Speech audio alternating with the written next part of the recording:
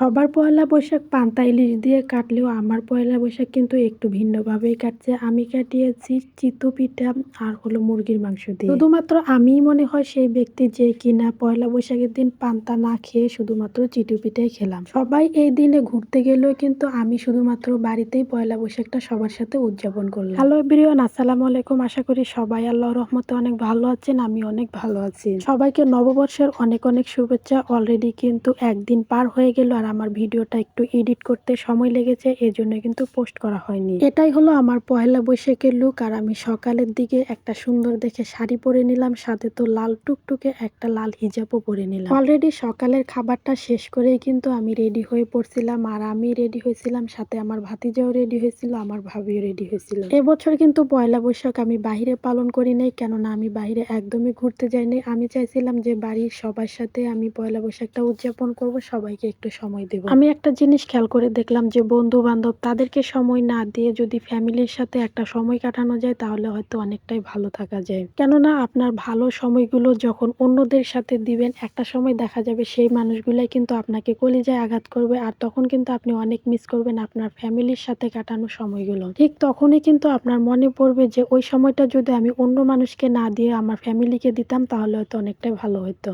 তো যাই হোক, বাহিরে একটু ভিডিও শুট করে তারপর কিছু পিকচার উঠাই, এরপর চলে আসলাম বাড়িতে। আর এখানে কাপড়টা ভালো করে গুজে নিতেছি, কারণ পিঠার চাল গুঁড়া করতে হবে। তো সকালের দিকে কিন্তু আমি একটু আলো চাল ভিজায় রাখছিলাম, আর এটা শিলপাটায় বেটে তারপর চিতই পিঠা বানানো হবে। তো এখানে আমি শিলপাটাটা ভালো করে ধুয়ে নিতেছি। এমনিতে কিন্তু আমি শাড়ি লাভার, আমার কাছে শাড়ি পরতে অনেক ভালো লাগে, কিন্তু শাড়ি পরে কাজ করার মতো ধৈর্য মনে হয় আমার নাই। অনেক পরিমাণে বিরক্ত লাগে শাড়ি পরে কাজ করতে। একদিকে তো শাড়ি সামলাতে হয়, অন্যদিকে কাজ করতে হয়, দুইটা মেনটেন করা আমার পক্ষে একদমই পসিবল না। আমার কাছে অনেকটাই বিরক্ত লাগতেছে। চালগুলো কিন্তু ভাবি বলছিল যে মেশিন থেকে গুঁড়া করে নিয়ে আসতে, তো আমি বললাম মেশিন থেকে গুঁড়া করার দরকার নেই, আমরা শিলপাটায় বেটে তারপর পিঠা বানাবো। সবার পয়লা বৈশাখ কাটছে কিন্তু পান্তা পাতার ইলিশ মাছ দিয়ে, আমার কিন্তু পয়লা বৈশাখ একটু ভিন্নভাবেই কাটছে। আর আমি এবছর পয়লা বৈশাখ কাটিয়েছি চিতই পিঠা বানিয়ে আর সাথে মুরগির মাংস রান্না করে। আমার কাছে মনে হলো সবাই যেহেতু এক আইটেম খায়, আমরা একটু ভিন্ন টাইপের নিয়ে আসি। এজন্য কিন্তু আমি ভাবিকে বলছিলাম যে আমরা চাল গুঁড়া করে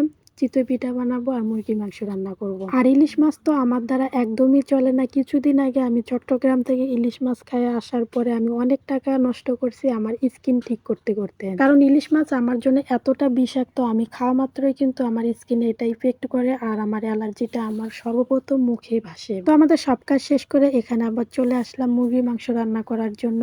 তো আমি বসে বসে এটাই রান্না করতেছি। এরপর ভাবি বসায় দিল চিতই পিঠা বানানোর জন্য। সব মিলিয়ে কিন্তু দিনটা অনেক ভালো লাগলো, সবার সাথে অনেকটা ভালো সময় পার করলাম। আর আমার কাছে তো খুবই বেশি ভালো লাগলো। আপনাদের পয়লা বৈশাখ কিভাবে কাটলো কমেন্টে অবশ্যই জানাবেন, আর কে কোথা থেকে আমার ভিডিওটা দেখছেন সেটাও কিন্তু কমেন্টে জানাবেন। তো আজকের মতো এখানেই বিদায় নিচ্ছি, দেখা হচ্ছে আপনাদের সাথে নতুন কোনো ভিডিওতে।